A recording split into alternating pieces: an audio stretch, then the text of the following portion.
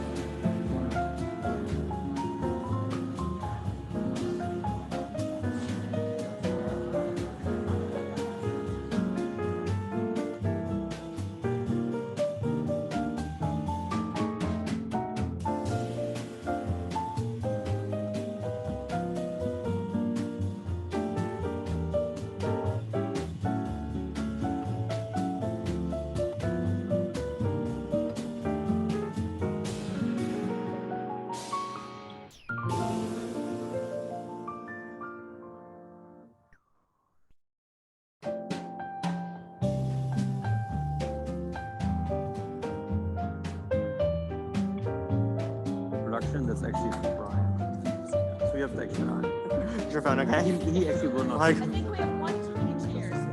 Take one down.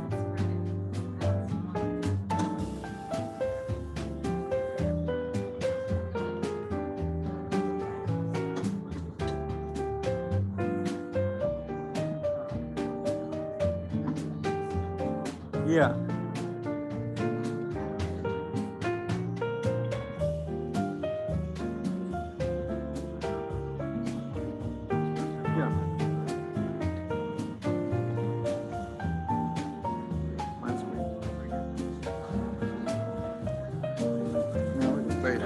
Hey, how are you? Good to see you.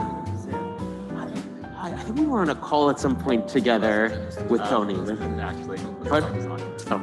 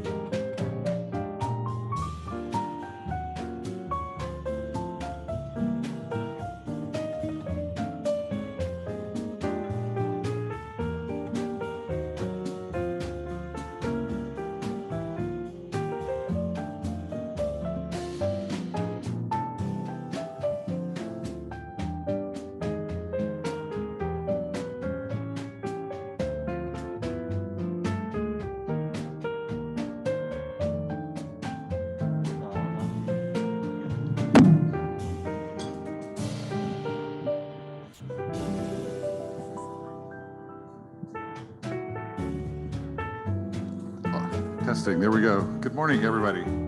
Thank you all for last night, for yesterday, for those who attended SDA. I think we had a really good day yesterday, and appreciate you all coming out last night. At the first break, we're gonna get to share a couple of photos from this morning from our second, and I can't say annual, but our Rocky Run for Research, led by Dr. McGregor. Thank you for organizing that, and Monty and others for joining us. We had about 15 runners that went over, so we'll show some pictures at the break.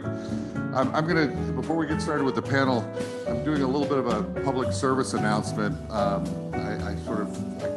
get to insert myself into the program once in a while. So I just wanna share a few slides. It'll take just a couple of minutes if you'll bear with me, but at the end of this, I've got an ask, and in Washington, DC, we ask for things. And what I'm gonna ask for you is to reach into your Rolodexes or into your contacts list and possibly find me later on. And hopefully that'll make sense by the end of my presentation here.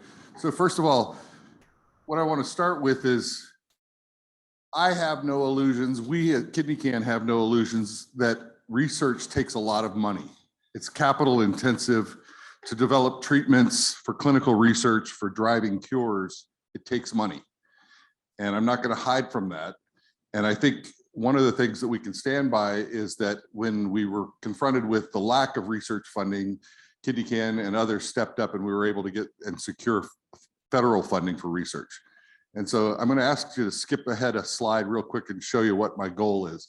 When I started out, we had a goal of, we still have a goal of $100 million. And I feel pretty confident this year that the Senate will pass the 50 million. So we're halfway there. And that's good news, but we're still only halfway there. And we have another 50 million that we're going to raise.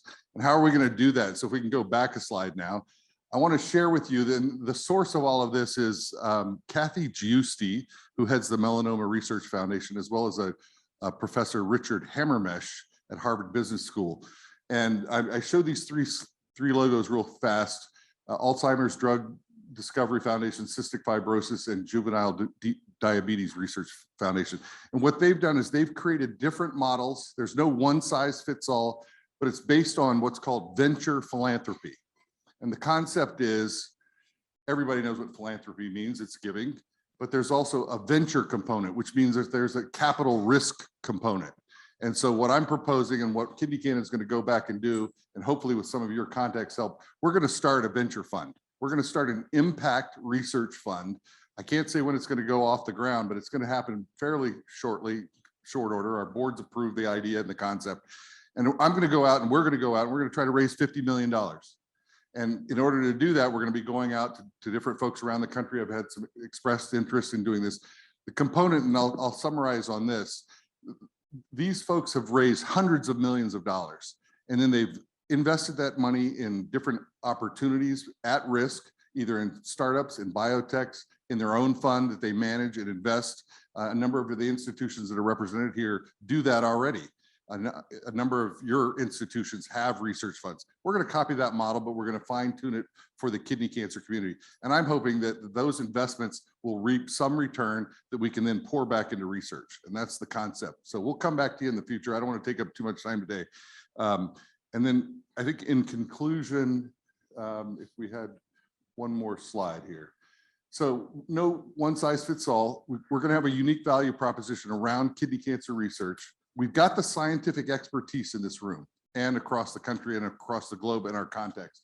We want to tap into that, but the part we're missing is the financial expertise. This is what I'm asking for you all. I don't expect all of you to have financial contacts in your Rolodex or in your contacts. I'm aging myself, but we need some contacts in the financial investment world.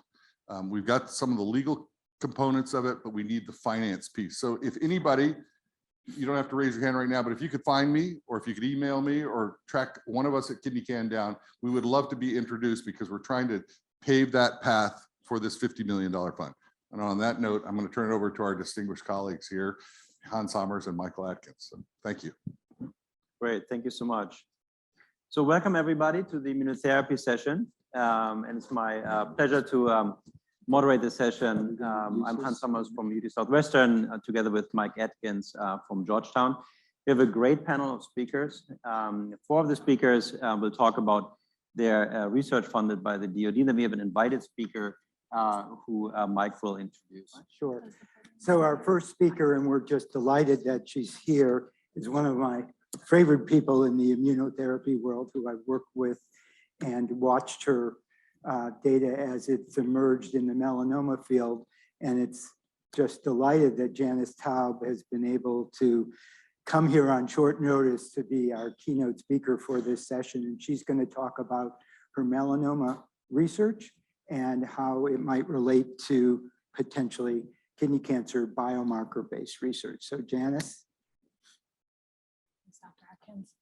Thanks also, Hans, an old friend from Hopkins. Let me just tools together here. All right, so before I really get started, how do I advance here? Not moving. Okay.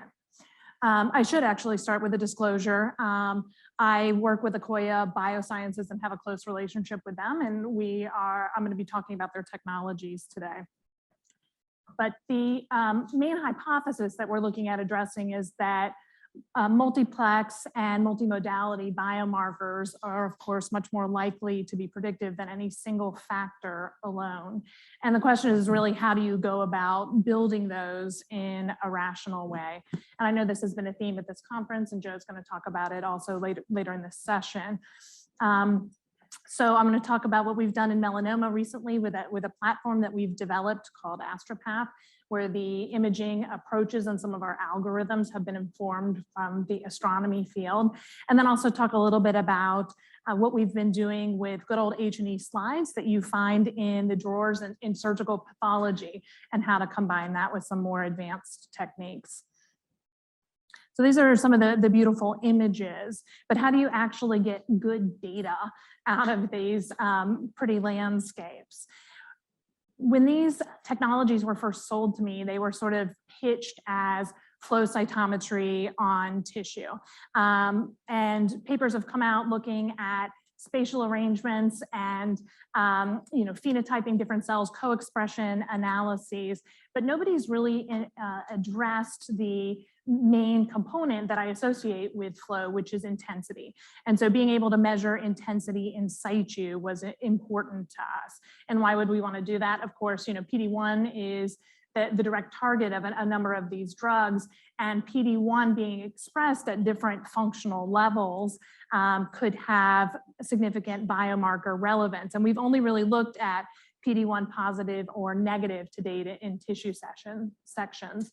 And specifically in mouse models, the concept that's been developed is that PD-1 low and mid-level expressing populations after early activation are really the ones that can be rescued by PD-1 or PD-L1 based therapies, but that PD-1 high is attendant with the concept of a hyper-exhausted phenotype, whatever terminology you want to use. I recognize that that's a loaded term, but that the earliers can be rescued. And then when you really express PD-1 at high levels, you can't. And so our goal as we set out was robust assessment of marker intensity in situ. The other thing we wanted to do was a complete quantitative analysis. So I am a practicing pathologist, and we look across entire slides. And most of the early multiplex papers, including ours, would really only look at 5 or 10 high-powered fields. So this is an example of a lung cancer section. Kidney would look the same on the slide in terms of amount of space taken up. And so you can imagine that 5 to 10 high-powered fields is really a 100th of the landscape that we have available to us and typically look at for diagnostics. And so why don't we look across the whole slide? Well, it's brutal in terms of time and cost, not really imaging cost and data storage cost. Okay, so the cells in pathology actually are very similar to stars and galaxies. And I'm most grateful to Liz Jaffe and Drew Pardall, who helped make this connection for me. And so astronomy really went through a bunch of the challenges that we're dealing with in medicine, and specifically with multiplex immunofluorescent technology 25 years ago. So you really need to organize your data. We're obviously looking at lens effects, whether it's a telescope or a microscope, and those need to be corrected before you can get accurate intensity profiles. And then we also segment images, right? Try to determine what's real, huge signal to noise issues when you're starting to look at astronomy. And that's really not that different from the challenges that we do when we're trying to get robust multiplex data. The Cosmic Genome Project, or the Sloan Digital Sky Survey, is actually hosted at Hopkins. So it started in 1992 and finished 16 years later. And during that span, it had 2.8 billion web hits, actually well over 3 billion today. And so what we've done now is modify that Sky server structure to help host our tumor and immune maps so that we can actually map the entire tumor and tons of them that we're looking at, and use those tools that they've already developed for spatial statistics. So shown on the left, this is your typical image that you would get on multiplex IF. And what we've actually done is this is just a 3D image illustrating the intensity that we're able now to measure in a very accurate way once we undergo all of the associated lens corrections and signal to noise, batch to batch, all of those things that can kill you when you're looking in large data sets, as anybody who's played in the TCGA will know. And so you can see in the lower image, this is the advancing edge of the tumor, PD-1 positive cells coming in, starting to get activated, expressing PD-1 at low and mid levels in the blue, high levels of PD-L1 around, lots of interferon gamma. And then as you move into the central aspect of the tumor, where ostensibly you have chronic antigen stimulation, you're getting less PD-L1 and you're getting very high levels of PD-1 expressed. So now how do we use this for biomarker development? We started with a cohort of melanoma patients from Hopkins. These all had advanced melanoma. And we looked at PD-1 and PD-L1 in those tertiles, the low, mid, and high, with on each of the cell types in our panel. And so we're just looking at a 6-plex here. I know that there's tons of technologies coming out saying, you know, we can look at 50, we can look at 70. So I'm looking at 6. And so I found it very challenging to validate all of that and what I consider to be a potential clinical workflow for the future. And so that seemed to be a manageable start. And so for each of these, we're looking, for example, at CD8, cases that were negative for PD-1, low, mid, high, same for PD-L1. So this is a heat map looking at PD-1 and PD-L1, and then the different lineages. FOXP3, we actually found a CD8 FOXP3 positive population that represented about 3% of the CD8 positive cells in our tumor microenvironment. For PD-L1, we also had tumor and CD163 positive cells that we were able to look at. And so what the heat map is showing in the areas that are darker red, of course, are looking at high AUCs for these single factors in predicting response. And so if you start to ask the questions again that we went to look at in terms of PD-1 expressions, it is actually the negative and the lower on CD8 cells where we were actually seeing higher AUCs for response. Specifically, the CD8 FOXP3 subset stood out. In terms of negative predictors of response, tumors that were PD-L1 negative and CD163 cells that were PD-L1 negative. There's also nuances about how you sample the slide that I don't think we have time to talk about today, but we were also able to optimize subsampling of the slide to increase the power of our biomarker. And it turned out that actually 30% sampling of the entire slide, not the 5 to 10 that we've been doing, or the 100% where the field thinks it's going, ended up being the right for prediction, certainly for this combination of markers. And so the individual factors, the AUCs were on the order of 0.75, but when we actually worked out the combination of them, where we put the positive factors and the negative factors together, we were able to achieve AUCs above 0.9. And then looking again at the positive and the negative factors, those patients that had the highest densities of the positive factors actually did extremely well in terms of 5-year survival, both in terms of overall survival and PFS after PD-1 based therapy. We've split off the patients that had the highest proportion of negative factors as well. And so we were able to identify a subset that did particularly poorly. And then there was the remainder of the patients that had neither the great prognostic or the poor prognostic factors. And those are the intermediate group. And those are the ones that we're continuing to hope to resolve with additional panels and additional markers. We then validated our model using a completely independent data set from Yale to similar effect.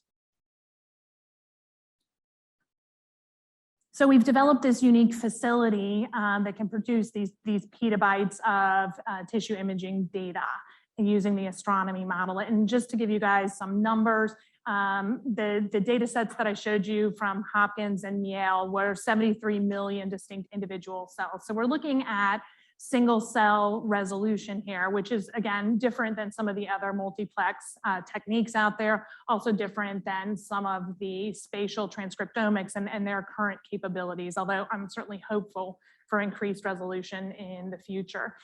We've actually now captured more pixels in terms of tumors, different tumor types, both pre and on treatment, than were captured when they mapped the entire sky. We're looking at building in transcriptomic as well as genomic signatures now into the database to really look at true multiplex and multimodal biomarker development. Couple quick things about renal, shifting gears now. This is the H&E slide. And again, this is what we use when we're staging a cancer, looking at margins. This has been done now for centuries. And it's really untapped in terms of what we can do for biomarker development. We're looking at them right now in the on-treatment setting and any neoadjuvant studies, but really haven't been investigated in the pre-treatment setting. And so of all these different modalities, I suggest that we need to start to bring H&E stains in to our development. This was a proof of principle study that we've been working on with renal cell. Very basic, okay? You know, can I look at whether there's an immune infiltrate present or absent? The hypothesis, of course, is that immune infiltrates are going to be good for prognosis post PD-1 based therapy. We also know that necrosis is bad, right? It alters the pH, supposed to affect lymphocytes. We can look very basically and say, you know, is 10% or more of my surface area necrotic in this tumor? So really, you know, developing a very basic score between those two factors. And so this, we actually looked across 3 different treated cohorts of patients with renal cell. This is the meta-analysis from all 3 of them, just to show it simply. But this held up in the 3 different cohorts for the impact of immune infiltrates. And if you then add in the immune infiltrates plus necrosis, you can see for each of those lines that those who had substantial necrosis did worse than just those patients that had immune infiltrates alone. And I know that this is, of course, varies depending on the paper that you read, shall we say, in terms of the function of PBRM1. But if you look in the cohorts that we were looking at alone, we then looked to build in PBRM1 status into our seesaw. So we've got PBRM1 status is a good prognostic factor if you're mutated in these cohorts. Plus you're lacking necrosis and you have immune infiltrates. And in fact, we're able to get very nice resolution in terms of how patients are doing post-immunotherapy. Again, identifying not just the patients that do very well or very poorly, but a distinct intermediate subset that hopefully we can continue to resolve. And so this model actually held true, again, discovery cohort, validation cohort, and then moving into not just PD-1 treated, but Ipi-Nivo treated as well in the 214. This is a meta-analysis of all 3 of them shown together. So multiplex and multimodality biomarkers, I think, are gonna be great. The question is, again, how to develop them rationally and start to move them into the clinic. As we start to work with all of and generate all of this data, we really had to come up with some special considerations. And I certainly recognize that not everybody has an astronomer at their disposal, but genomics went through this before, and there were special accommodations that were made in terms of data storage and molecular pathology labs. And I think that's what we really need to do now for our tissue imaging data. And then what's readily available to us right now, H&E stains, they cost $5. They work in routine surgical pathology workflows, and they have all of this untapped information for biomarker development. You don't even have to go to machine learning, although I think there's certainly a future potential there as well, but very simple assessments of tumor cellularity and immune cells present or absent can have significant biomarker power. This is my partner in crime. This is Alex Soleil, who's the, actually, I called him an astronomer. He prefers cosmologist and big data expert that I work with, and then my funding agencies. Thank you.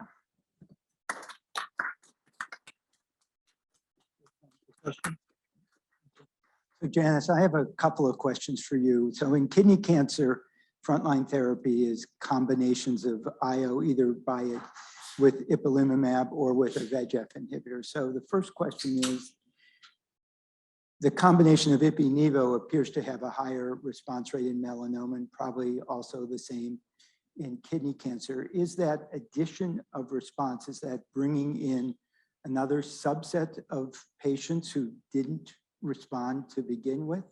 Or is it taking minor responses and making them partial responses or something like that?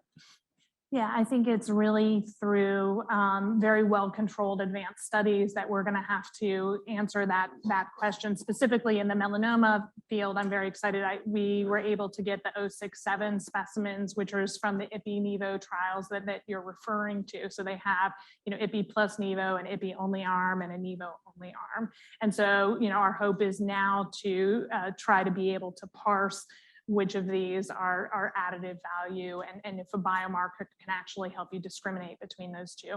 And I certainly recognize that in renal, this is true in melanoma as well, there may be added advantage to having combinatorial therapy. However, I also think that we're over-treating tons of our patients. And if we can help select those patients who need, for example, PD-1 alone, I think that would be of great benefit. Betsy? And then, okay. That was a great talk. And we talk a lot about biomarkers in kidney because we're really not quite there yet. But when you talk about looking at the kidney biomarkers, you talk about looking at the ones that we've already kind of touched upon, the PBRM1 and the PDL1 and the necrosis. Is there a way to more broadly look, and as you describe, see a pattern among perhaps more nuanced biomarkers that connect with one another that then could serve as a signature for prediction? Is it the way we're looking that's flawed, not the lack of biomarkers, perhaps?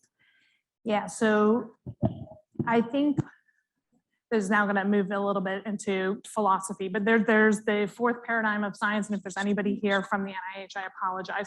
But the idea here is that we aren't doing a hypothesis-driven experiment.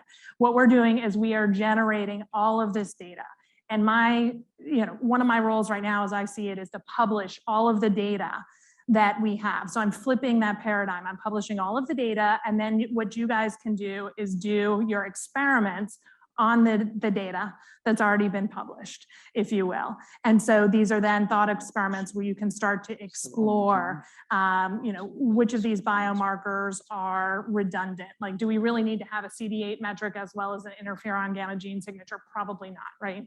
So you can start to figure out what's orthogonal. And so, but once you have all of this data, you can then reduce it down to what's really key.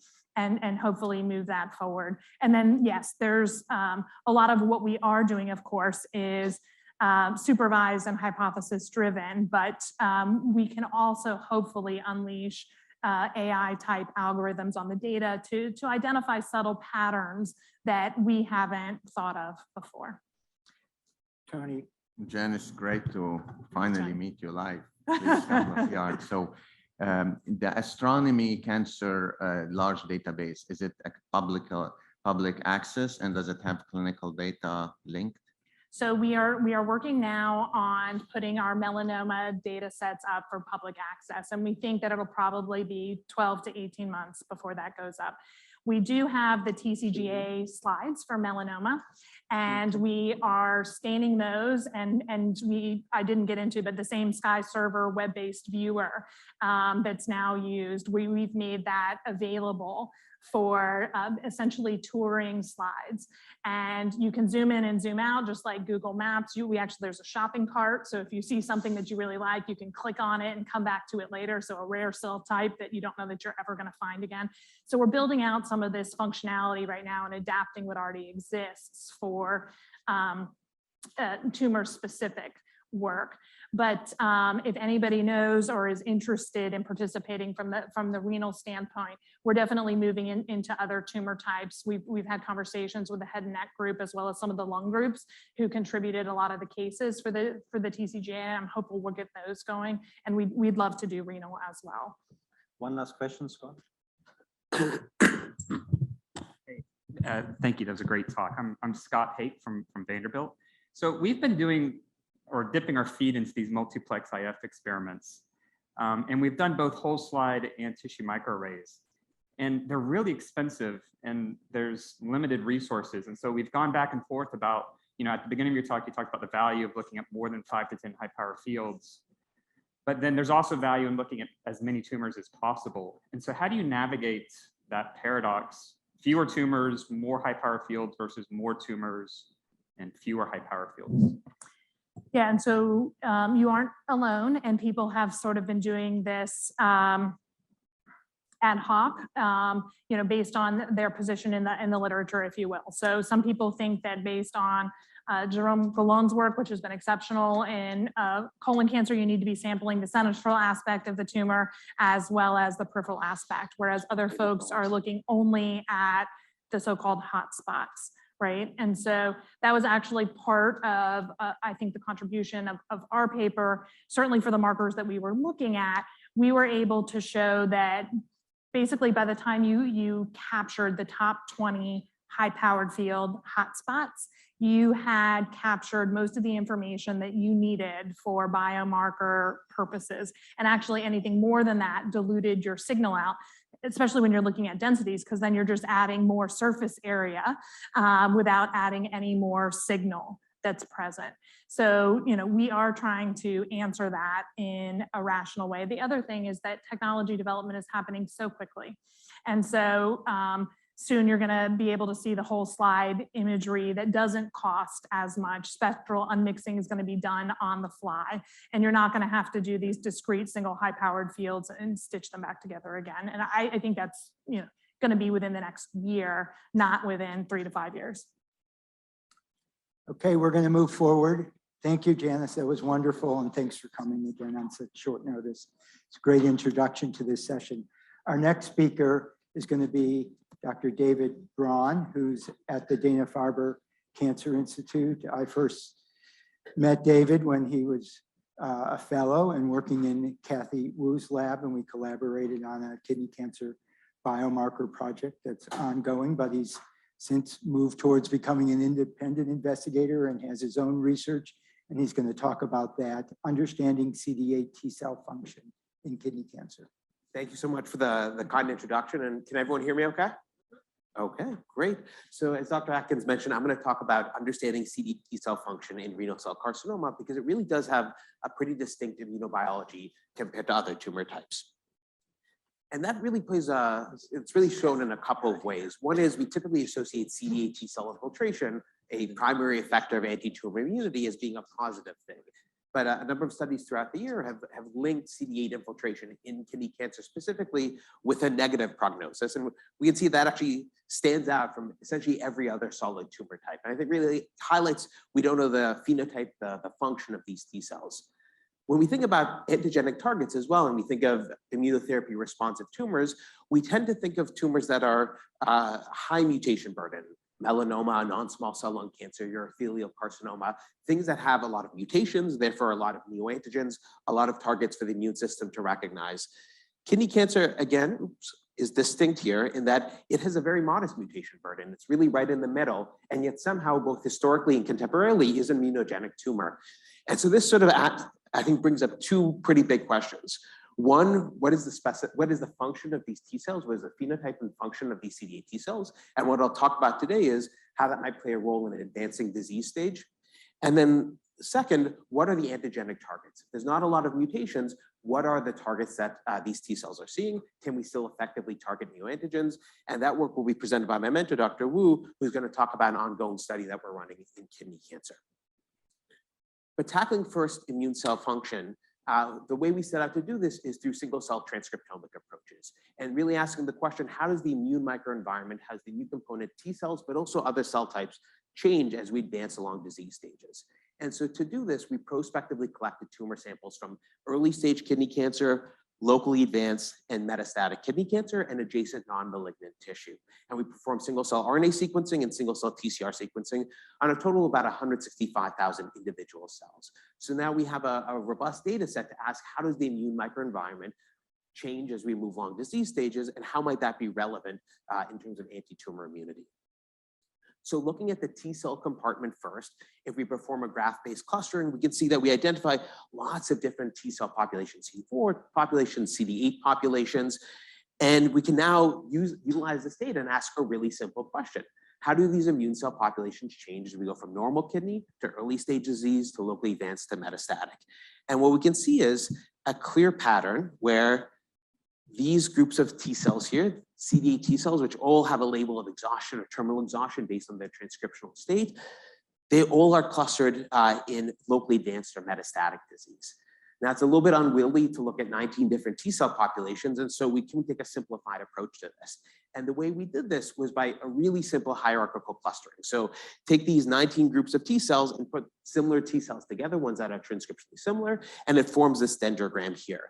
And strikingly, there's a clear pattern that emerged where there's a bifurcation. There were this large group of cells, T cell populations highlighted in red that all had an exhausted or terminally exhausted phenotype. And then all the other T cells, sort of labeled non-exhausted, that are in blue. Now, if we just take the simplified approach and just these two sort of meta groups of T cells, we see a pretty striking pattern. It becomes really clear where the non-exhausted T cells are really found in normal adjacent tissue and early stage disease, and progressively less as we advance along disease stage, whereas these exhausted T cells progressively increase as we advance to metastatic disease. So really this progressive T cell dysfunction. Now, what I've shown you is really based a lot on our sort of manual input. We are manually labeling a T cell population as exhausted or non-exhausted. And so can we take an orthogonal approach to this? And the way we did this was by using a CD8 trajectory inference analysis. And the idea here is to try to be a little bit less biased up front. So we take all the CD8 T cells and sort of let them fall where they will, and then draw a trajectory, a path that contains some underlying biological information, some biological process that's guiding a path, in this case, a somewhat linear path from left to right. And again, here we saw a pretty striking pattern. So if we take a look at the T cells, CD8 T cells from normal kidney, we see they're all clustered on the left. They're clustered early in pseudotime, early on the trajectory. Those from early stage tumors a little bit further, those from locally advanced are sort of spread out along the trajectory. And then those CD8 T cells from metastatic disease are really clustered heavily at the end of pseudotime, really at the end of this trajectory. So what are the underlying genes and gene expression programs that are guiding this trajectory? It's one of T cell exhaustion. So as we see, we move from left to right, we move along, advance in pseudotime, we have a progressive increase in expression of inhibitory receptors like PD-1, TIM3, LAG3, other markers that variably be associated with terminal exhaustion like CD39, master transcription factors like TOX, and also not just individual genes, but gene signatures of T cell exhaustion or dysfunction or terminal differentiation. And so that's the T cell component. Now can we actually ask similar questions of the myeloid component? And so we can perform a similar trajectory analysis, but this pattern looks quite different, right? We have a very branching pattern where we start with classical monocytes that can branch off into non-classical monocytes or into macrophages. And so now that we have this trajectory for myeloid cells, we can ask, how does this change from normal kidney to early stage disease to locally advanced to metastatic? And again, here we see a pretty clear pattern. Early or normal kidney doesn't really have much in the way of macrophages. Early stage kidney does, early stage tumors do, but they're heavily clustered early in pseudotime. When we go to locally advanced, there's lots of macrophages and they're sort of spread throughout pseudotime. And then those macrophages from metastatic disease, there's lots of them, but they're all clustered really at the end of this trajectory, really at the late in pseudotime. And so again, we can ask the question, what is the underlying biological process, the genes that are guiding this trajectory? And it seems to be really a switch between a more M1-like to an M2-like phenotype. I understand those aren't perfect descriptive terms, but we see this sort of pro-inflammatory signature early on, corresponding to where the macrophages are from early stage tumors. And then later on, we see a much more anti-inflammatory signature corresponding to where the macrophages are from metastatic disease. Looking at individual genes and highlighting here where those metastatic macrophages live, we see that they have a relative loss of expression of inflammatory cytokines like IL-1 beta or TNF or IL-6, and that they have increased expression of genes that are typically associated with a more M2-like or pro-tumorigenic phenotype like CD163 or the folate receptor. So we see not just a sort of increase in T cell dysfunction, but this switch as we go to advanced disease to more M2-like phenotype. The final question is, are they independent or are they talking to each other in some way? And here again, we can leverage the single cell data to infer cell-cell interactions. Is one cell actually talking to another? And so doing this systematically using a tool called CellPhoneDB, we can see in this heat map the interactions between different cell populations. And we see cell populations that don't interact much in blue, ones that interact a lot in red. And what drew our eye is this population that's highlighted by this black box, which is levels of high interaction between T cells and myeloid cells. And it was specifically between those exhausted CD T cells and these M2-like macrophages. We were able to show that these co-occurred in the same samples. And so these really did seem to be interactions between these two cell types. Now the question ends up being, what are those interactions? And so when we dive into the specific interactions, what we can see is they're interactions that support both T cell dysfunction, but also an M2-like phenotype. That those M2-like macrophages, these TAMs, are providing ligands for not just PD-1 and CTLA-4, but other inhibitory checkpoints as well, like TIGIT or TIM3. But it's not a one-directional sort of dysfunction, that those CD8 T cells are also producing factors like CSF1 that support an M2-like phenotype. So it really does seem to form this sort of immune circuit. Now, this is all at the inferred transcriptional level. So can we provide some additional levels of support? Can we ask, are these proteins actually expressed at the, are these things actually expressed at the protein level of these cells?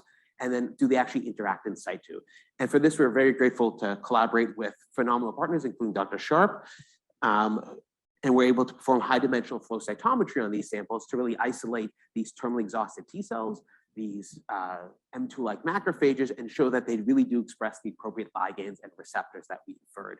And then working with Dr. Signorini's group, we perform multiplex immunofluorescence to actually be able to demonstrate in situ interactions between these terminally exhausted T cells and the CD163 positive macrophages. So we really are able to see not just at the gene expression level, but really the protein level and the in situ level that this is happening. Now the question is, can we actually validate this in external cohorts as well? And so for this, we made use of publicly available data, mass cytometry data, and we're able to show that these two populations really do increase with advancing disease stage, and finally derive a gene expression signature that represents the interaction between these two cell types, and show that that interaction signature also increases with advancing disease stage in the TCGA. Lastly, because we have this gene expression signature of this sort of immune dysfunction circuit, can we ask, does that actually affect prognosis in some way? And to do that, we looked again at the TCGA, and we saw both within all stages, but particularly within advanced disease, that a high expression level of that interaction signature, the immune dysfunction signature, was really associated with a worse survival. And we saw that similarly in an external cohort, the Checkmate 025 cohort. And so the sort of model we would propose is that with advancing disease stage, you have a progressive immune dysfunction, this increase in T cell exhaustion, and increase in this M2-like macrophage population, and that critically in advanced disease stage, they're really talking to each other. And we were very grateful to have this work and also outstanding work from Dr. Hakimi's group and Dr. Van Allen's group featured on Cancer Cells cover, which is exciting moment certainly for us in the kidney cancer single cell world. And so with that, there's a lot of people to thank, predominantly my mentors, Kathy and Tony, who have been outstanding. And then missing a few things here, but wanted particularly to thank the funders, collaborators, including Dr. Sharp, Dr. Signoretti, my partner in crime, Dr. Street, and then finally the patients who made this work possible. So thank you very much.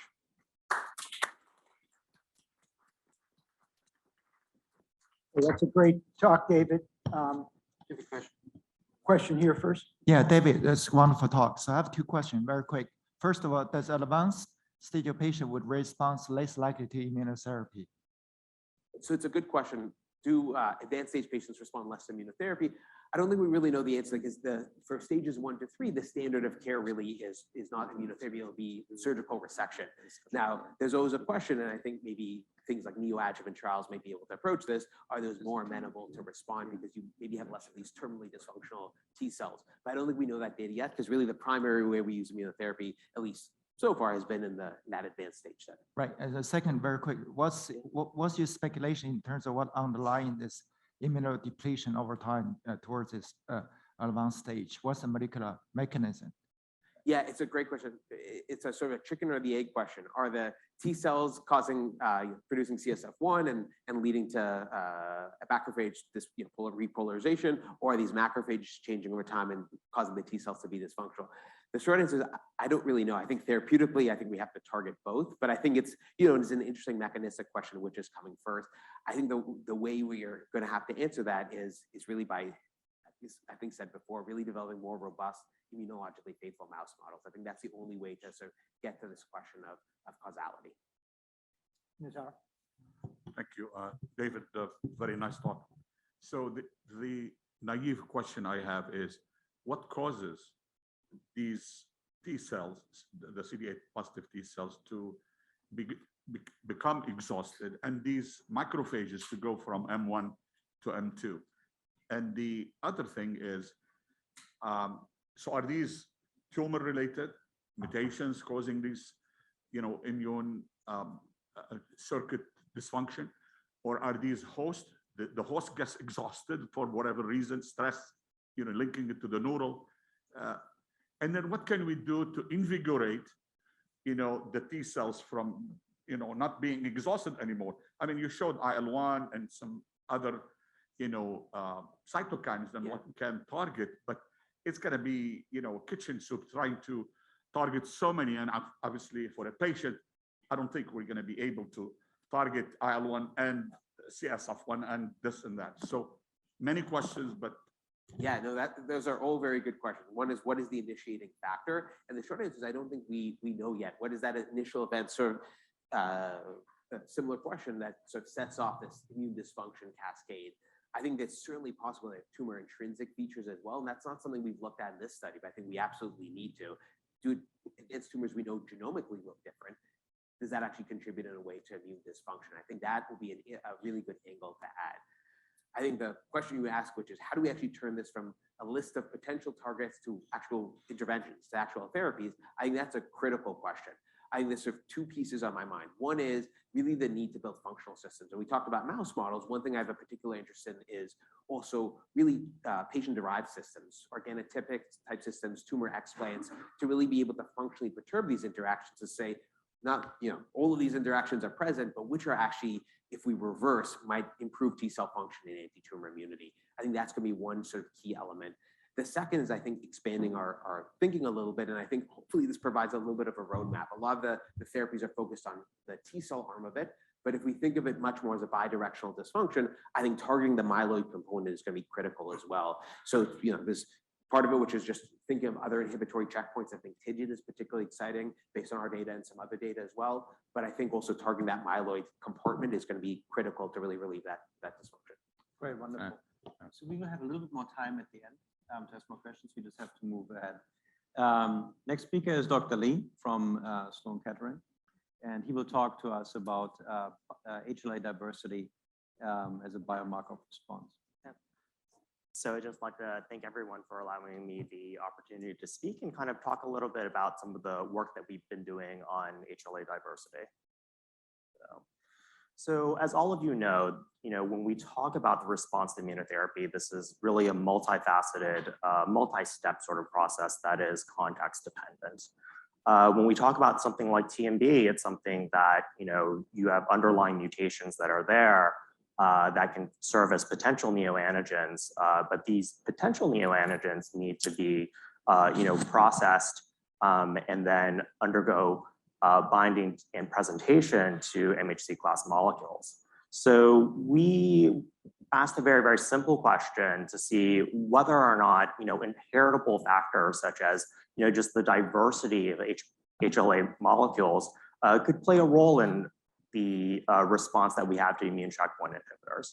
As you all know, when we talk about the immunotherapy response, it really is multiple factors going into this, including things that are relatively static, like your TMB is very, very static, like your HLA that you inherited from your parents is going to be fairly static, when you get that initial response. And some of the later things are quite dynamic in terms of thinking about the different immune states. That's very, very context dependent in what you may have experienced before. So I think that what we were hoping to see is whether or not we could better understand the static component to the response in order for us to better understand later on what that more dynamic component was. And there has been data within melanoma that's demonstrated that, HLA class and HLA diversity, has been key components. To do this study, we looked within patients who were originally treated on lenvatinib pembrolizumab to see what types of results we could see. So as you know, lenva-pembro is now FDA approved based off of the phase 3 CLEAR study. Many of the people in this room have taken a very key role in this. So we did analysis on the original phase 2 study for this, which was included analysis of people within, in the phase 1 component and the phase 2 component for a total of 30 patients. So, a fairly small sort of data set. Patients were treated with lenvatinib plus pembro, at the now FDA approved dose, looking at an objective response rate at 24 weeks. So we had about 24 out of the 30 patients have tissue available for biomarker analysis. The cohort was quite similar to what you would have seen, with that larger cohort. Some of the earlier patients who were treated within the phase 1 had less tissue available, so we certainly were not able to capture some of those patients. But fairly representative. We saw an objective response rate of this cohort around 70%, and again, mostly PRs in that setting, kind of in line with what we've seen with larger studies. So this is just a quick summary of some of the clinical metrics of the cohort. Median PFS 22 months. We can see that almost all patients had some degree of shrinkage of their disease. At the time of data cutoff, we certainly still had patients who remained on systemic therapy even beyond 30 months.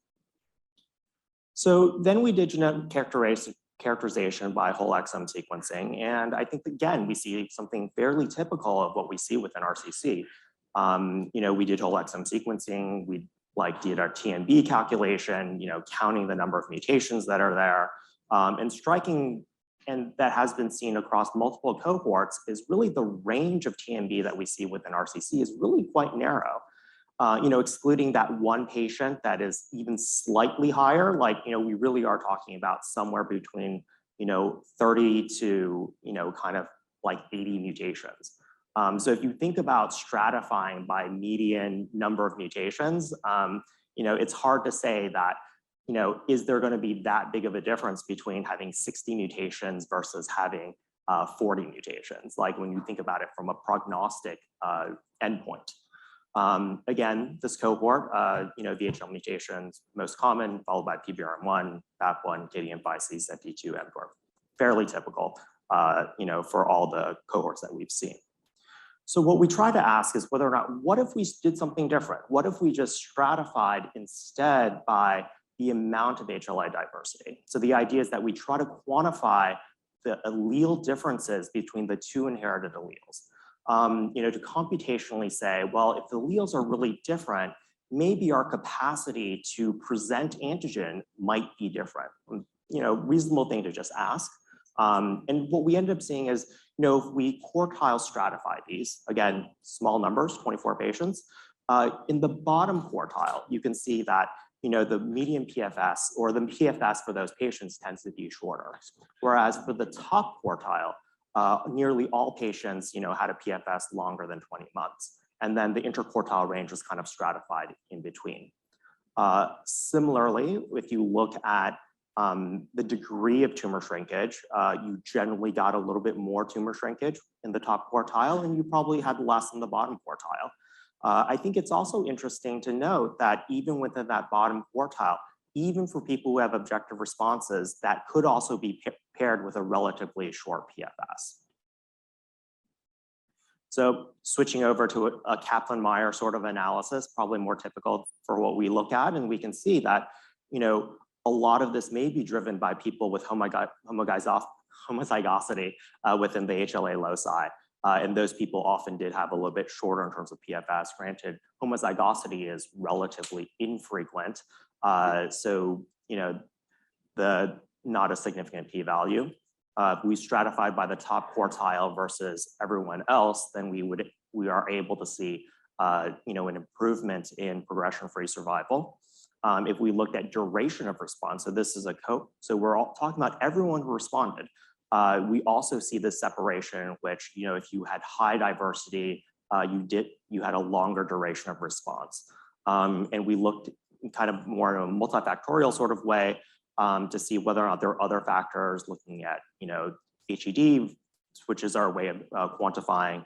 We looked at TMB, we looked at whether or not it was line of therapy, whether or not it was IMBC risk. And what really stood out to us, it was actually the HLA diversity within the set that drove the responses. Just to give ourselves a little bit more confidence that, there is this stepwise pattern, we could see that from a progression-free survival sort of standpoint, the most diverse did the best, like the interquartile range did in the middle, and then like the least diverse did the worst. We've looked at, the amount of tumor shrinkage. Generally speaking, we saw greater degrees of tumor shrinkage as the diversity goes up. And if you look at diversity versus the chance of having a response longer than 2 years, you can see that for people with low diversity, that the odds of making it to 2 years is really around 30%. And as that diversity goes up, you're really starting to get to 70 or like even 100% within this cohort. We looked at all the other, factors that we could look at. Certainly TMB, as we would expect, didn't predict. This is median stratified. I don't think that there was any reason that we thought it would, but it was reassuring to us that, there was no difference, and then the fraction genome altered was unchanged. So looking at how to integrate this, and I think that this is where, we do have to take, a multifaceted look at this sort of thing. And like, this is really the, central dogma of like, biology. DNA goes to RNA, goes to protein, and what are the places in which we can intervene? And I think that that's where we look at from the therapeutic standpoint is, there are things about the patient that we unfortunately, will not be altering by our systemic therapies. And if we can fully quantify those things that we can't change, hopefully that will allow us to focus on the things that we can change and better understand what those responses are.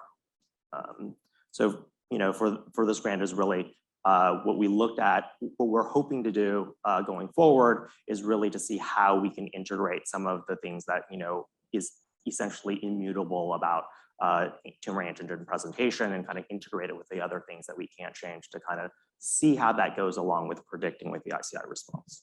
So, I think that, the other part of this that we want to see is for these things that we are not able to alter, what are the things that, how does that impact the things that are much more dynamic, like the amount of immune infiltration, the amount of what genes are expressed in this process, and then, to see whether or not we can integrate all that together. Kind of final conclusions. I think that I do think that this HLA diversity question requires, further investigation. Right now, what we're doing is computationally assessing and assuming that increased diversity there translates to increased, binding and presentation of antigens. That certainly also requires further work in order to see whether or not that's true. We don't make conclusions off 24 patients. So I think that we also need to kind of evaluate this in larger cohorts to see whether or not this is something that actually holds up in some sort of robust way. And I think that we really have seen over and over again that a single biomarker is probably unlikely to be, the magic bullet that gives us, the answer. I'd like to acknowledge, all of my collaborators and colleagues at, MSK, and also, Tim Chan, who was originally at MSK, who is now at Cleveland Clinic, who a lot of this work would not be possible without. Okay. Thank you. Great. Thank you so much, Dr. Lee. Questions? Nice talk, Joe. Just a question.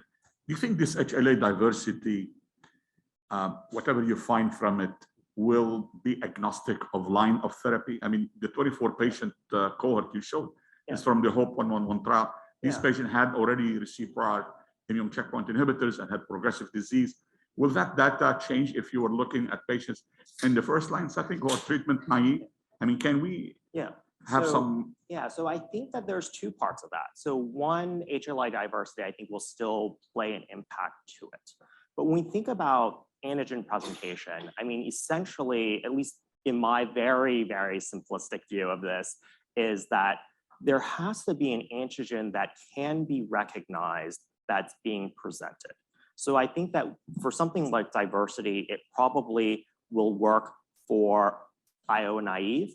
And then for the IO pre-treated, that may end up being something different. I think that it will work for both, but I don't think you can compare those two cohorts, because the idea is that if you're expressing that antigen, whatever that antigen may be, presumably when you gave the immunotherapy, all of those cells were cleared out. That antigen probably shouldn't be hanging out anymore. And I think that what you're really talking about with diversity is what is the probability that your cell or your tumor is actually going to be expressing that antigen. Okay, so I would say in interest of time, let's move on with the next presentation. The next speaker will be Kathy Wu. Kathy Wu, yeah. Yes. And she's going to give the presentation virtually, meaning it's a recorded presentation, which will be live afterwards to answer some questions. Right, and so Kathy Wu's going. and Sorry, Kathy will be talking about some of her work with developing a vaccine for kidney cancer, personalized vaccines. Mike, thanks for that kind introduction. And really, I wish I could be there. There's such a great energy that is actually coming through even on Zoom. So I feel the energy in the room, and that's actually so exciting. So again, I want to thank the organizers for inviting me to come talk, and just to kind of get the show going, I'm going to be talking about our vaccine studies. These are my disclosures. And I think it's, I think we would all acknowledge that a key question that we're trying to address in the field across different cancers, and kind of following Janis's lead, I'm going to talk a little bit about our work in solid tumors in general, and then applications to renal cell carcinoma.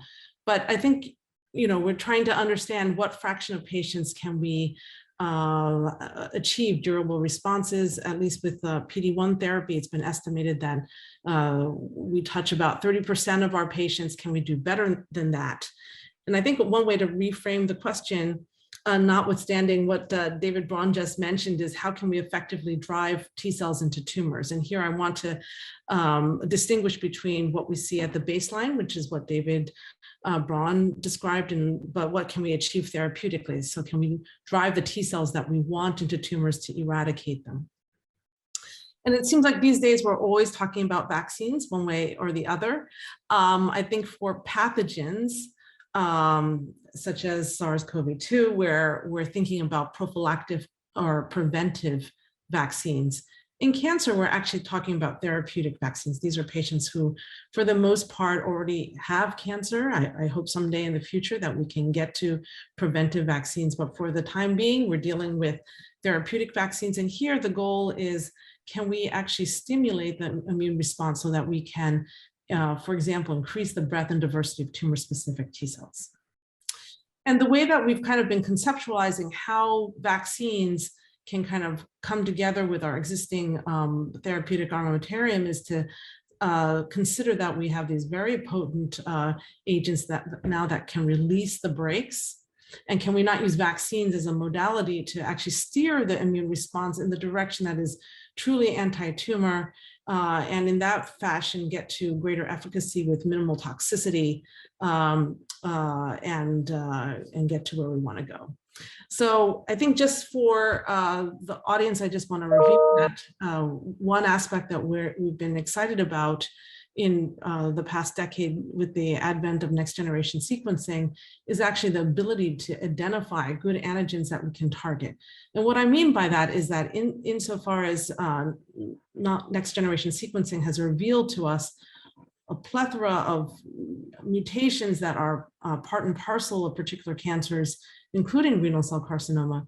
We also know, and then this leads us to understand the drivers and the cellular pathways that are involved. We also know that some of those mutations can be translated into altered peptides, which in turn can be processed such that they bind to HLA and can be presented on the surface where they can be recognized by T cells. So these we call neoantigens. These have always been conceptualized as optimal tumor antigens because of their exquisite tumor specific expression being born of these somatic mutations, but also high immunogenicity because akin to pathogens, there is a lack of central tolerance. So this has been a concept that's been out there, but it hasn't really been until the advent of next generation sequencing that we can actually systematically identify them.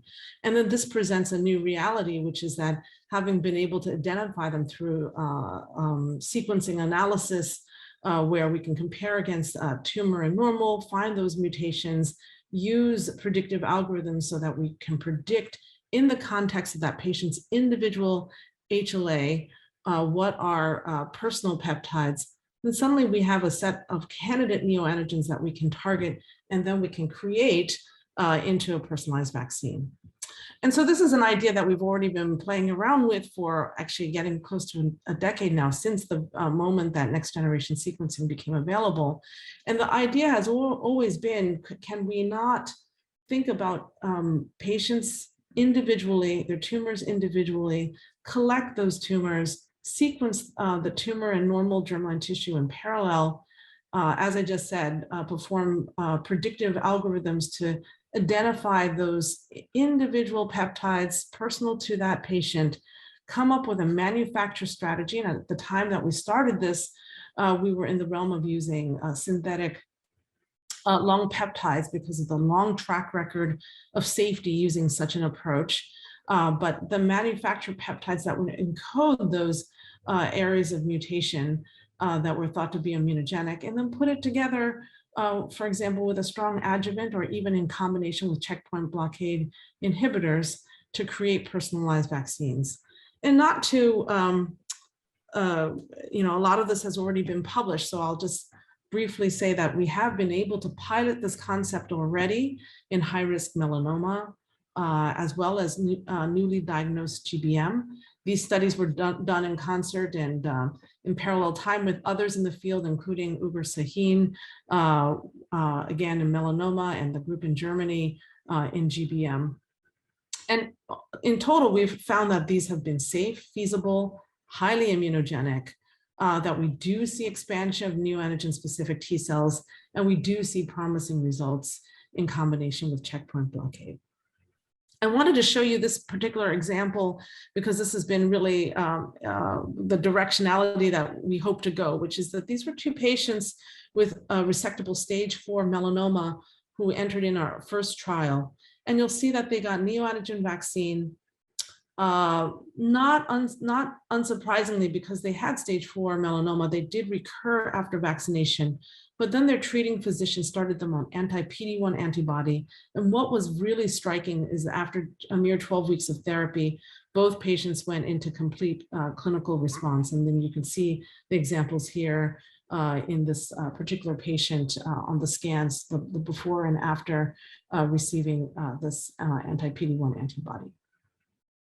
And so taking a deeper dive in the interim time, so it's been several years since we first reported out the results of our neoantigen vaccine. And so we have been able, in the melanoma study, been able to track these patients over time. And now 3, 4, 5 years later, we could report that not only did we treat, so the dark bars are kind of the interim time since the first study. And you can see we treated a few additional patients. All of the patients at the time of reporting were still alive. And you can see that those two patients that I just mentioned who also got PD-1 therapy were able to come off therapy and remain in complete response. So that's been super exciting. And it kind of gets back to the original cartoon, this idea of having the vaccine come together in concert together with checkpoint blockade. I wanted to show you a little bit about what we've learned in the over time. So this is an example of a patient at week 16, so immediately right after getting the prime and the first boost from the vaccine. And we can see that these were all the different, a subset of the immunizing peptides that were in the vaccine. And you can see this is an ELISpot assay where each dot quantitates the T cells that are reactive to these particular immunogens. And you can see that there's really strong response at week 16, but even close to 4 years later in the circulating blood, we still see evidence that these antigen-specific, neoantigen-specific responses are still present. And this really speaks to the persistence of that protection and those neoantigen-specific T cells that we've been generated from our vaccine. We were able to show this also in a number of other different patients. And also, I think what has really been cool is we've been able to use single-cell RNA sequencing technologies, not only to track the transcriptome of those T cells, but also their lineage, so their barcode. They each have a TCR, so it's a molecular barcode by which we can track those T cell populations. And this is a complicated graphic, but what I can tell you is that this is, again, that patient that I mentioned who had gotten vaccine and the anti-PD-1 therapy. In the blood across 2 time points, we were able to look at their TCR repertoire, and by single cell, shown in these overlapping circles, we can see that there's these dominant clonotypes that kind of persist over time because of their alpha beta chain, CDR3 alpha beta chain sequences. We could ascertain that these were in fact neoantigen specific T cells that were persisting over time. But then what was fascinating is to go into the recurrent tumor, and by bulk TCR sequencing, because we already knew the clonotypes of those that were neoantigen specific, we could see evidence molecularly that those same T cells were tracking and making their way into the site of tumor. And one might hypothesize that perhaps the reason why this patient responded so well to pembro is that those existing T cells were actually, that were neoantigen specific, were in fact making their way into the site of tumor, ready to go when the anti-PD-1 antibody hit. So in the next few minutes, I just want to kind of share with you some of our next directions. Certainly, there is so much that we need to do in order to understand and to get cancer vaccines to where we need to be to use them more broadly. We've been working across many different areas. You just heard David Braun talk about his tumor microenvironment study, which is truly important, but I wanted to spend the next moments going over with you 2 additional components. So the first is that, in fact, we do have new clinical trials going on in melanoma, GBM, ovarian, and as well as clear cell carcinoma. And the other is that we've been actually looking closely to try to link together not only phenotype and antigen specificity, but also with the clonotype. And this is, sorry about the animation. This is work by Giacomo Oliveira in our group. And briefly to state, going back to the melanoma study, where we had a series of tumor biopsies that we could characterize at the level of the TIL, we could also generate melanoma-specific cell lines. And this was important because then not only could we look at the cellular phenotype and clonotype information of those T cells, but we could also look at their specificity against autologous tumors. And this we achieved by performing in vitro TCR reconstruction expression and looking at the antigen specificity of the derived TCRs. And just in brief, this was really a method that Giacomo championed, and he was able to develop an approach to, at large scale, clone TCRs, express them in T cells, and then use a clever combinatorial dye labeling approach so that in a very facile way, you could, in a multiplex fashion, look at reactivities against these T cells in plex and discriminate through gating based on the colors, looking at individual populations. And so taking those T cells, he could test them against autologous melanoma. And in total, he looked at hundreds of different TCRs. This is a bit of the readout. You can see that in this example, this particular TCR is reactive against autologous melanoma, but not against controls. And having done that, he also was able to then of those melanoma-specific TCRs also drill down and look at specific peptides that we identified either through the immunopeptidome analysis or through peptide pools or through prediction. So again, just to summarize a large body of work, what was exciting was he was able to actually look in the TILs of these individual patients. And for some patients, such as patient C, he can actually account for specificity for even up to 50% of the T cells within that tumor microenvironment. And he could figure out which ones were tumor specific, which ones were clearly not. And even at the level of individual antigens, that's the dark red color, de-orphanize them. And so I think just to summarize a large, this work, what he could see is that those TCRs that were tumor specific actually had a very defined transcriptional program. These were the melanoma associated antigens that were in this kind of exhausted phenotype. That's what this region of the was. The neoantigen reactive ones were also in this area, whereas those T cells that were viral specific really were in this other area that was defined as non-exhausted memory. And so I think what these type of works to kind of link together TCR, clonotype, and phenotype and specificity allows us to really understand the landscape. This was work at baseline, but certainly we're interested in thinking about how this shifts with therapy. And I think it's also important to think about at baseline that what are the antigens those T cells are directed against. In this case, we could see that this was a really polyclonal anti-tumor specificity landscape. And this certainly informs us in terms of how we select targets, not only for vaccines, but also adoptive T cell therapy.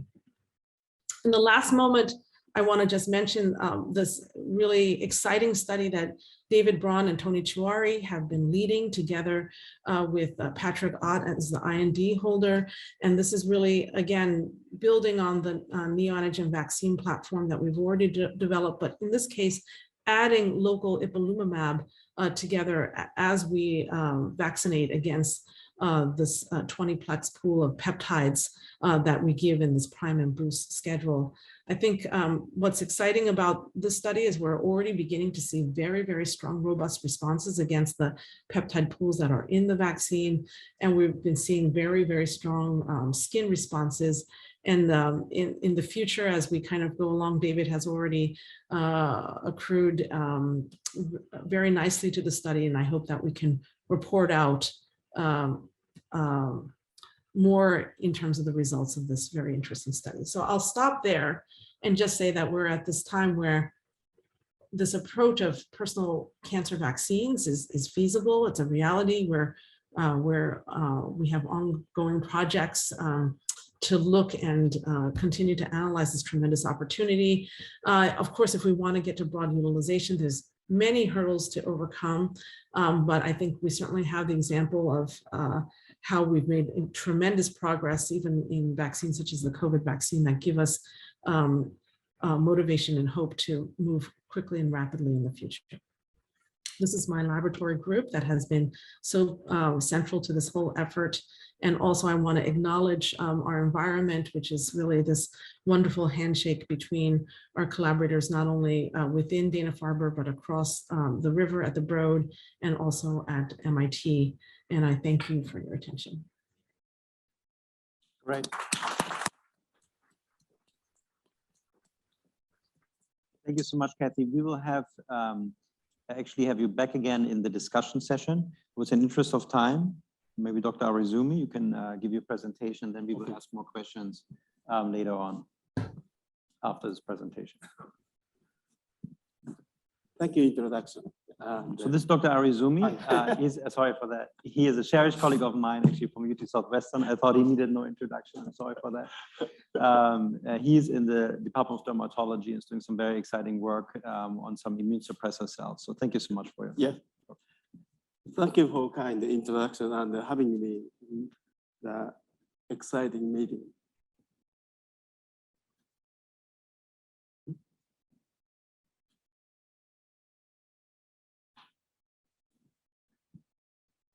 Go ahead. The slides are not there.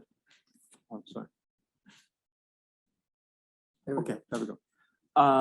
we have studied immune suppressive mechanisms in skin disease and melanoma. Recently, we jumped into the field of kidney cancer. As you know, ICI treatment has significantly improved overall survival rate of metastatic cancer patients. However, the success has been hampered by resistance. For RCC patients, the recently technology developed combination treatment improved the objective response 60 to 80%. Unfortunately, many of them, half of them, have progressed within 1 or 3 years after the treatment, which is called acquired resistance. Thus, only the minority, the less than 30% of treated patients achieve durable response for a long time. Shown here is this slide summarizes reported mechanism of acquired resistance to ICI, including dysfunction in antigen presentation, the loss of interferon gamma signaling, depletion of neoantigen, and the immunosuppression and additional ICs. These are our focus. Previously, we identified the DC Hill immune checkpoint that differs from the other members. This table compares CTLA-4 PD-1 and DC Hill. DC Hill is unique because it is not expressed by regulatory T cells, but highly expressed myeloid-derived suppressor cells, MDSC. It binds rare heparan sulfate. It's not the proteins and induce angiogenesis. Thus, we think DC Hill is a regulator of immune vascular system that's different from PD-1 and others. Our animal studies demonstrated that DC Hill is a resistance mechanism for ICI, leading the hypothesis that DC Hill expression is a biomarker for predicting RCC response to ICI treatment. Our objective are to evaluate predictive value of DC Hill expression for KC resistance to IC and to determine the efficacy of DC Hill inhibitor to treat KC in mice. Today, I'd like to focus on only the first objective. We examined the expression and function of DC Hill and PD-L1 in blood MDSC of MRCC patient. PBMC were isolated from the patient and healthy donor, were analyzed by FACS for expression of CD14 positive, HLA negative MDSC, which were gated and examined for DC Hill expression. In this patient, almost all MDSC expressed DC Hill. In contrast, no expression in the healthy donor. This high expression was observed in large number of patients we tested with high DC Hill expression, but not too little expression for PD-1. Here is a in vitro MDSC assays. T cells alone proliferated even from cancer patients.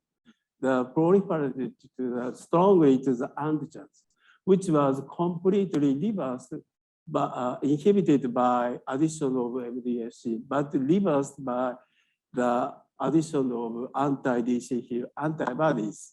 Similar reversals were noted in 75% of patients we tested. Thus, DC Hill overwhelms PD-1 expression in MDSC.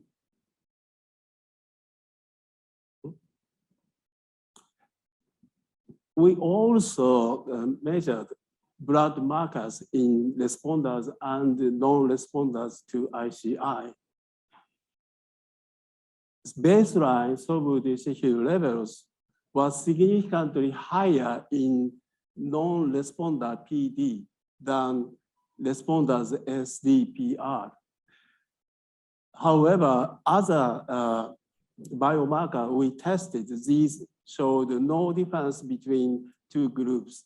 Thus, baseline SDC here may be a useful marker for predicting ICI response. Shown here is a correlation of the tumor response and the changing in blood SDC here. From the Hans clinic, in our studies, RCC patients were solid responders and non-responders at 12 weeks. Half of responders maintained positive response, but the remaining half acquired resistance. Most of the non-responders never responded positive, but we found some of patients showed displayed a delayed positive response, which is called AS or adaptive sensitivity, or somebody said pseudo progression. Then soluble DCH level were plotted at the indicating time point when the tumor's response was measured. In responders, soluble DCH levels was always low. In AR, we saw a rapid increase at the time shifting PD response. In non-responders, we saw the level is kept very high. In AS, although just 2 patients, we saw a rapid increase at the time shifting. This time is a PR. We don't know why we get the rapid increase. We are now studying this mechanism. So SDC here may be a useful marker for acquired resistance. So in summary, we hope we could establish precision ICR cancer therapy using blood SDC levels. Among these patients, we could identify the patient who will most likely benefit from the ICI therapy before therapy. And during the treatment, we may be able to monitor cancer relapse and find AR phenotype, showing the necessity of changing the treatment or use DCH inhibitor. This system provides a lot of benefit, targeting sensitive cancers, increasing survival rate, avoiding unnecessary treatment, thus saving patient time and money.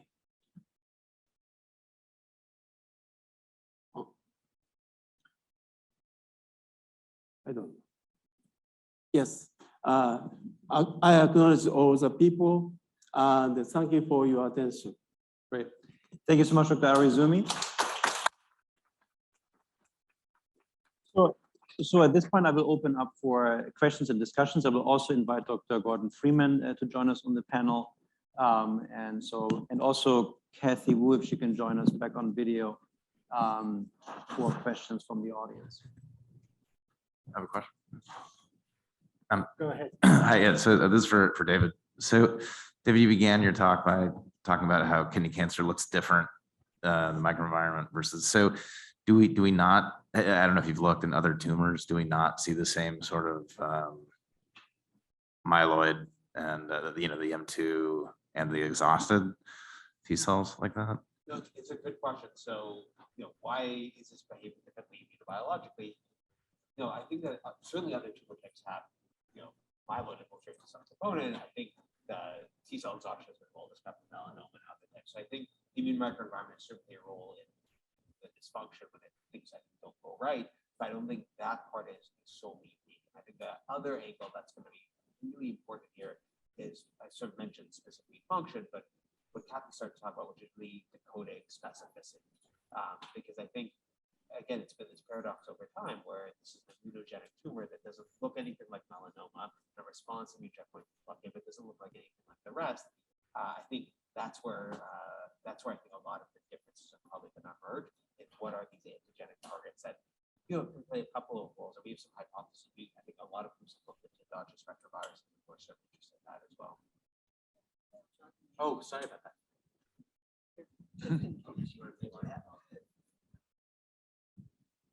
Yes, over here. Another question for David. So, do you know if the clonal heterogeneity in the tumor compartment and the genomic complexity is affecting, the evolutionary pattern of the myeloid cells and the T cells?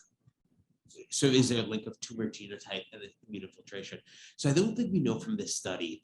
And one of the reasons is for these single cell initial studies, there's small numbers of patients. There are 13 patients. And so we did do exome sequencing, but really being able to robustly link tumor genotype and sort of these evolutionary trajectories that were beautifully described in TracerX with immunofiltration is, I think, tough in this small cohort. We've tried to sort of extrapolate some of these signatures into the bulk data, TCGA, and look at it, but it's an imperfect science. I think as we begin to get more single cell analyses, we have with Dr. Atkins, a study with Dr. Schwery, the Dr. Akimu's group is doing a lot as well. I think as we begin to get numbers, making those genotype, immune phenotype correspondences, I think will become easier, but I don't know the answer yet. Yeah, so I have a question about the last talk about biomarkers regarding DC Hill. So apparently you mentioned about DC Hill by acting a little bit differently compared with other checkpoints on immunotherapy. So yes. I'm very intrigued. How does that actually, in terms of working, by actually acting as the predictive markers for immune response, by acting differently? Okay. The DC here exists as a soluble proteins and also receptors on MDSC. And DC here on MDSC, it works as just like a PDL1. But once that secreted, that behaves like a VEGF and FGF2 because it binds to heparan sulfate. That is highly expressed on endothelial cell, particularly is a tumor environment. So we think that's why that DC here behaves very different. And that's why DC here may be an alternative pathway if the cancers are blocked availability for the PD-1 or other the major pathways. So go ahead, Monty. Just really fantastic talks all around. And, this is more of a question for the whole panel. Dr. Taube, you've, I think, really convinced us that, looking beyond just 5 or 6 sections, of a slide can be immensely helpful. But, I think one thing that got me thinking about is, all the heterogeneity that exists at diffuse sites of metastasis. So, and just for the panel, do you think ultimately we're going to be able to derive predictive biomarkers from a single slide? Or are we going to have to hone biomarkers with a single slide and then look towards imaging, for instance, to get a more diffuse sense of the presence or absence of these biomarkers? It's certainly been more representative than we could have anticipated, right? All of the studies that we've been focusing on right now have been in the advanced disease setting and have been predictive. Getting to your sampling point, one of the things that we've been doing most recently is we're developing scoring systems in the neoadjuvant setting, right? So these are endpoints for a number of different clinical trials. And I see one of the questions that came online, do developments in melanoma cancer research benefit or apply to renal cell? What I'll tell you is what we're seeing is that when you're looking at on-treatment specimens, it appears that immune-mediated tumor clearance is immune-mediated tumor clearance. And it doesn't matter whether you're looking in the neoadjuvant setting, in an advanced disease setting, whether you're looking at renal cell melanoma, esophageal cancer, there seems to be an immunoarchitectural setup that facilitates that clearance, or at least there's common denominator features that we can recognize. And so we've now taken that, right, from the neoadjuvant setting where ostensibly you are removing the entire tumor burden of the patient in most instances, and looking in the advanced disease setting where you're taking a single needle biopsy and we're able to look at those features and predict how a patient will do. So I share the concern in terms of heterogeneity. We didn't anticipate that it would work as well as it is, but so far so good. And in terms of imaging, absolutely, like it would be great to be able to ultimately take this and have some non-invasive procedures for your patient. I don't think we're there yet, but certainly something to look to in the future. And I know there's tons of excitement, in some cases appropriately so for ctDNA, harder for renal cell where you aren't getting a bunch of shedding, right? But definitely getting a more comprehensive view of the patient in theory would be desirable. We also thought that imaging the entire tumor slide would be desirable, and in fact, a subset analysis ends up being better. So that was a surprise to us as well. I think Dr. Hans got a question. Oh, thanks. I wanted to ask David if you think this is truly a continuum of exhaustion and the M2 CD8 circuit, like a slow and steady process, or could there be a tipping point? And if there is a tipping point where the circuit really sets in and provides a vicious forward feed, then that could be a key translational opportunity. No, it's a great question, and I don't think we quite know the answer. I think on the T cell front, at least the pattern that we're seeing does seem to be much more continuous. Rather than a switch, it seems that it really seems progressive. It's not that these terminally exhausted dysfunctional T cells are totally absent in early stage disease, or there's a switch that happens to locally advanced or metastatic. It really does seem to be a progression. I will say this is an initial small study, so it's hard to know. On that macrophage front, there does seem to be a little bit more of a repolarization that happens between earlier stage and later stages. So that might be, as you're suggesting, a point of intervention. We have two online questions for Kathy Wu. One is, what about vaccination with non-missense or non-neoantigens, but are still producing immunogenic peptides that you can find with RNA-seq, such as fusion peptides, cryptic peptides, indels, and I would add endogenous retroviruses. And could you share with us the identity of some of the antigens chosen for your clear cell renal cell cancer vaccine? Yeah, thank you for that question. So for sure, there's many other species of, what's that? Can you hear me?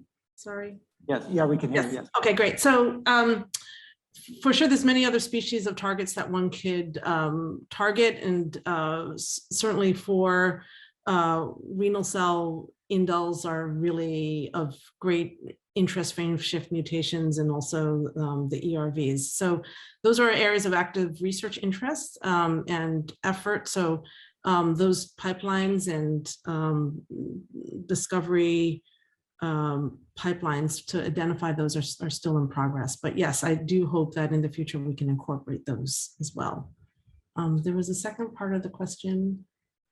What are the antigens? Yeah.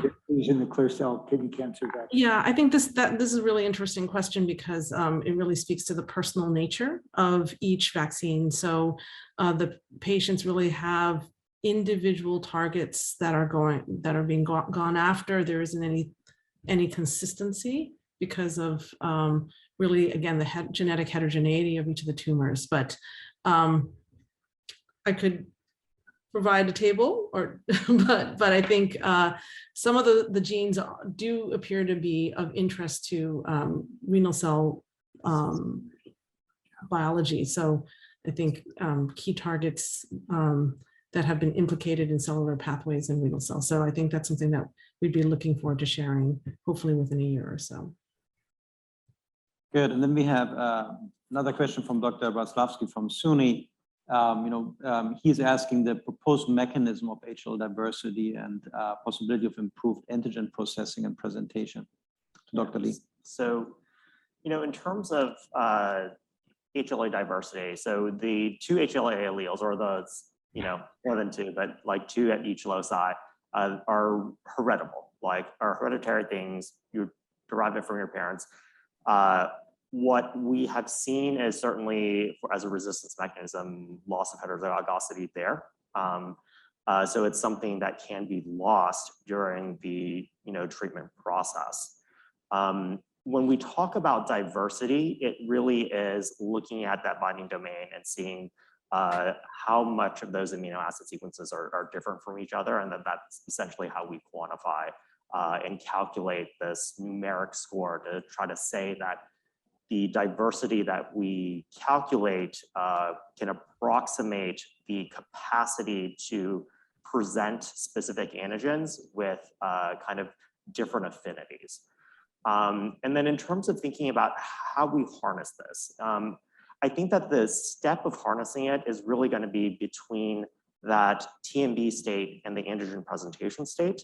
And it's changing what fraction or what genes may be being expressed and whether or not some of the neoantigens that have been acquired, can be expressed and ultimately presented.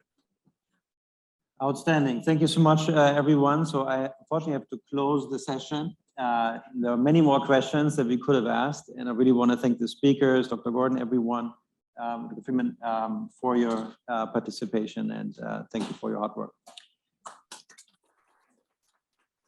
So we have a brief break for how many minutes? Yeah, we'll make it maybe a little shorter than 15, but anybody who wants to stay and continue talking on. So we'll come back in 10 minutes. Please. Okay, Yes. okay, great.